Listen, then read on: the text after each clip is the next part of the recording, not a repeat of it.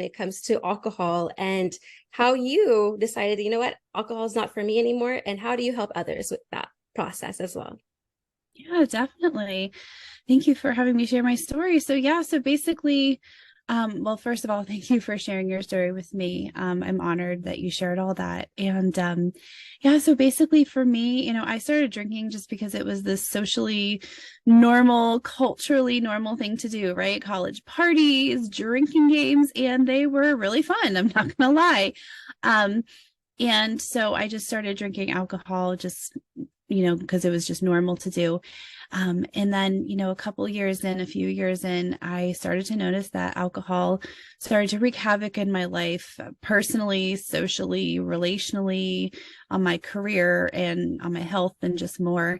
And I lost a job because of it. I was kicked out of a prestigious university, and there's so many more stories I could tell, but I won't go rehash those. And so, I sought help, kind of like you were saying, you sought help. And, I sought help from therapy, from my pastor, from support groups such as AA and Celebrate Recovery. I sought help from, I went up to the front of church after church service for prayer. I prayed and journaled, begging God for the answer.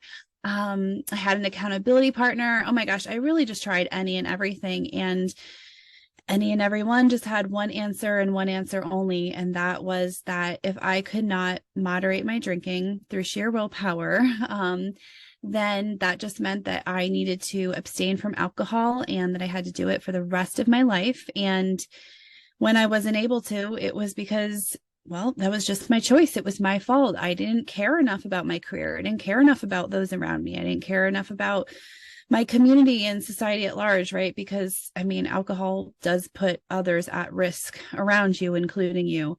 Because you do things when you are drunk out of your mind that aren't really safe. So anyways, but that just meant that I didn't care, right? I didn't necessarily want to get better. I liked drinking more than anything, according to them. And so I tried like earnestly for nearly a decade to just abstain from alcohol. And there were times where I was able to for, stretches of time. However, eventually I gave into those strong cravings and obsessive thoughts for alcohol that would come at, right when I woke up, and then, a half hour later, and then 20 minutes later, and then maybe I'd get an hour and a half, but then they'd be a couple minutes apart. Like it was just all day, every day, strong cravings and obsessive thoughts for alcohol. And when I eventually picked up drinking again, it's what in research we call the alcohol deprivation effect. I picked up drinking just like when I stopped. Like it's like no time had lapsed. I just picked up right where I left off, drinking just as much. It didn't take me a couple days to start drinking as much as I was when I originally, had put it down. I just was right back where I was. And I just lived that way for nearly a decade. One day I was really desperate. I mean, as if I already wasn't desperate enough. I don't know why I say that, but I really was. I was even more desperate. And it was right after I had my first daughter. And I was just researching this topic and I came across a TED Talk. And the speaker had claimed to have found the cure to alcoholism. And I thought that this was way too good to be true. I'm just like, this is too good to be true. I totally discounted it. And then eventually I became really desperate again, as if I wasn't already desperate enough. But, and so I'm like, you know what, self, I could not try this and it certainly won't work for me. If I do try it, though, it might work for me. Right. And so that sounds like it would be my happily ever after, but it wasn't. I went to my family doctor because I needed a certain medication to do this.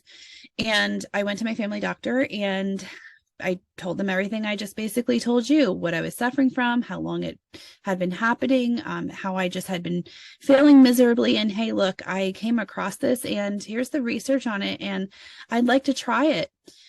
And basically that doctor answer was to counsel me into keeping a drink log and counsel me into, hey, like, well, after you have one or two, that's enough. Just, stop. And I'm just like, I just told you that I haven't been able to do that. And so I insisted on speaking to a doctor that was a little bit higher up. And so the clinical director of the practice came in and basically told me that she thought I was trying to go through the back door for treatment.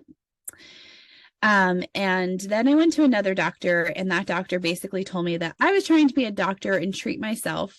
I mean, these are like such rude comments that they had for me, but and then another doctor's office just refused to prescribe me the medication and eventually told me to get out. And at that point, I was just really obviously discouraged. And because also at the time, I was a single mother, and I was as single as a single mother could be. My daughter's father, her bio father, basically said when I found out I was having her, if I went through with my pregnancy, that I'd be on my own. And so obviously I went through with my pregnancy. She's my baby, and I was on my own. And I had also had a very traumatic childhood. And so I did not have any family in my life. So I was really like as single as a single mother could be. Hence why I started my nonprofit, which is separate from what we're talking about here, but to help single moms who can't afford basic necessities. But so yeah, so basically I robbed Peter to pay Paul. I found a doctor who would prescribe me the medication, but he didn't take my insurance. He didn't take any insurance at the time. And so I robbed Peter to pay Paul, right? I took from my rent money and I paid this doctor because I was so desperate. And it was a big sacrifice, but I needed what I needed. And I got the medication I needed very easily. And I just kind of got the medication, and I was just on my own to now figure it out from there. And this is where my miracle happened. Literally within 2 to 3 months, I was completely better. I call them episodes. I'm not sure what you called them, but just episodes where I drank way too much and did something that wreaked havoc on my life that I mentioned earlier when I was talking, had become less frequent. It was every other day to maybe twice a week, then to once a week, then once every couple weeks. And then at the 2-month mark, I had one more episode. But from there on out, if I wanted to drink alcohol, I literally had my drink and I was done. And sometimes I just had a couple sips and I didn't even want any more. Because I know some people, they drink just because to get like drunk or whatever. I personally do like a nice glass of red wine or a cold one watching football. So I do actually enjoy certain drinks, but I was able to do it, and it was just so crazy. It was like an out of body experience, being able to witness myself not want to even finish my drinks. So anyways, it was just crazy. And then eventually, I just lost all desire for alcohol. And it's just so different. Like right now, I'm not drinking at all, just because honestly, I don't want to. It is a poison at the end of the day. And I just feel, I feel like that's what I want to do right now. And I have no obsessive thoughts. I have no cravings. And when I'm around alcohol, there's absolutely no temptation. I don't even notice that I don't want it, other than to notice that I'm not even noticing. And if and when I want to enjoy a drink again, right? Because Jesus turned water into wine.